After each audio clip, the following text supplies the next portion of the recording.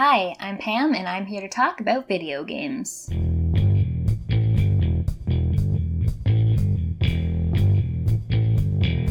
Today I'm continuing with my favorite games of all time, this time covering numbers 50 to 46. 50 combines a few of my favorite things: adventure, FMV, and sexual tension between handsome men.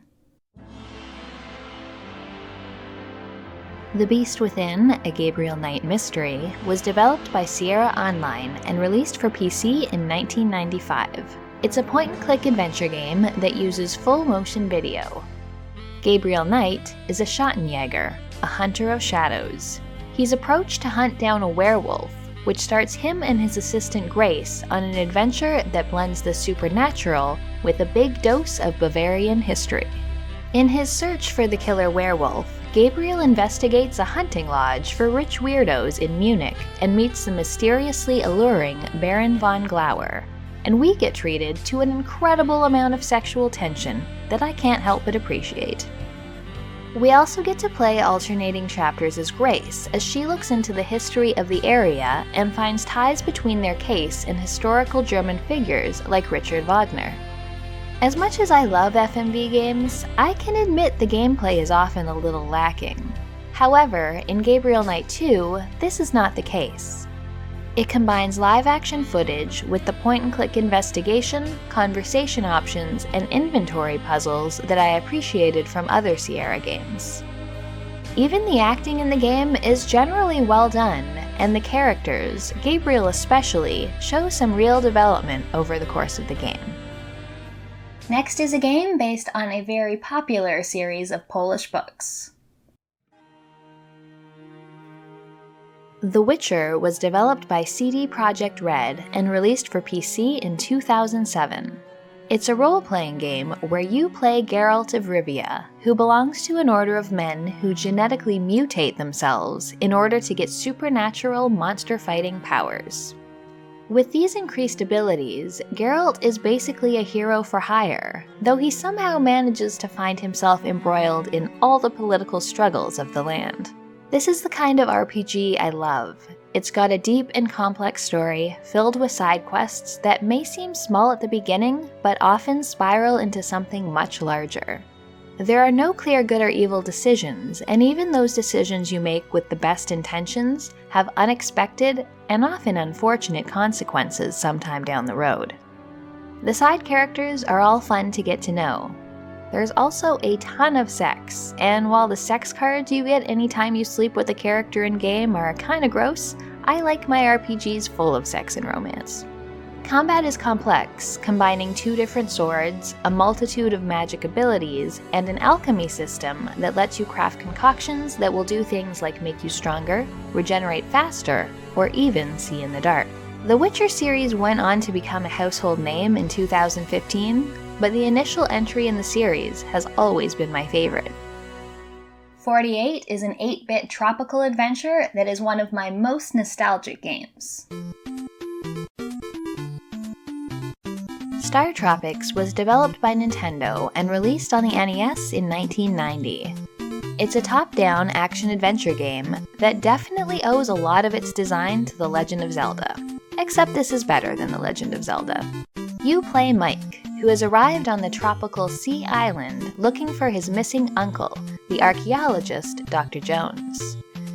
This is just the start of his adventure, which takes him throughout the Caribbean, under the sea, inside a whale, and even to an alien ship.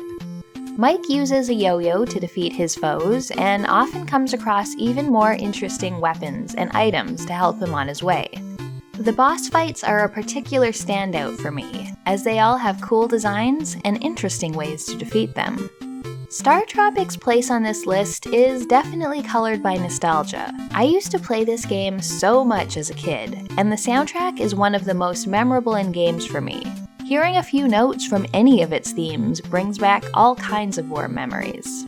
It's also impossible to forget the part where you have to dip a letter that came in the manual in water in order to reveal a secret code. If I didn't already know all the game's secrets, I wouldn't enjoy playing through this game as much as I do now. But since I do, Star Tropics is like gaming comfort food. Next is the only online competitive shooter I've ever really had the urge to play. Overwatch was developed by Blizzard Entertainment and officially released in 2016. It's a team-based online multiplayer shooter with a great cast of characters. The story? Well, it's entirely told outside the game through wonderful character-focused cinematics and comics, but in-game, it doesn't really matter. I've never been a fan of online competitive games, but this is the one that's managed to pull me in for a significant amount of time.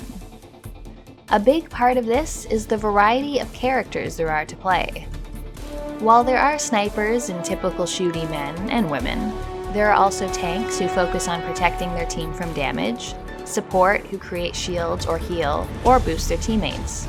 Even the more typical DPS characters are varied. Pharah flies and shoots rockets, Torbjorn builds a turret and creates armor, Mei can freeze people and create ice walls to protect from damage and isolate enemies. Aside from their playstyles, each of the characters is lovingly designed and given adorable skins and voice lines, and they interact with each other in different ways throughout the matches. What keeps me playing, though, is competitive mode. I love the team-based objectives and trying to climb higher in the rankings each season. At least I love them when my teams aren't full of assholes.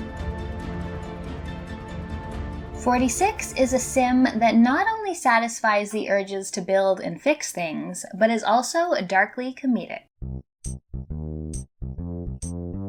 Theme Hospital was developed by Bullfrog and released for PC in 1997. It's a sim in which you are responsible for building and running a series of successful hospitals. You're given some goals to start out. Maybe it's to treat a certain number of patients or make a certain amount of money, and once you've done that, you'll get promoted to build and run a bigger, better hospital. You get to do a little bit of everything, starting with planning the layout and building all the rooms, amenities, and furnishings.